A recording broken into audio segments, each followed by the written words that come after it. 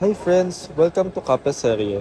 We're here at San Juan Siquijor and we went here at Tauhay Resto and Cafe. Pagpasok, very tropical and cozy yung vibe. May mga ino-offer din silang merch na pwede niyong pampasalubong. You can also play their board games and of course, magpa-picture dito sa area nila na talaga namang summer vibes ang datingan. Tapat lang to ng accommodation namin and part ng stay namin here is our free breakfast, which is dito na rin kami sa resto. But aside sa mga breakfast meals nila, nagustuhan din namin dito yung mga drinks and coffee na ino-offer nila. I ordered iced white chocolate mocha and I will rate it 7 out of 10. Sarap. Since di niya ako sinagot, ako na lang ang magtitikim and I will rate it 8 out of 10. We also tried their hot cafe latte and my rating is 10 out of 10. Oo nga.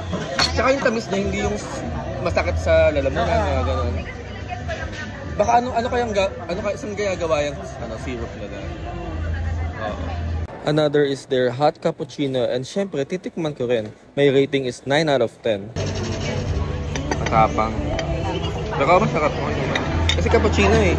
One of us ordered affogato and as per my friend, it's 8 out of 10.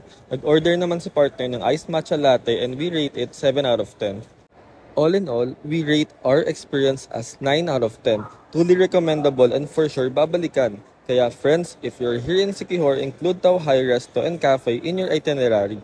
Shoutout din pala kay Ate Nisha for being so accommodating sa amin. Yun lang friends, aya na, tara kape tayo.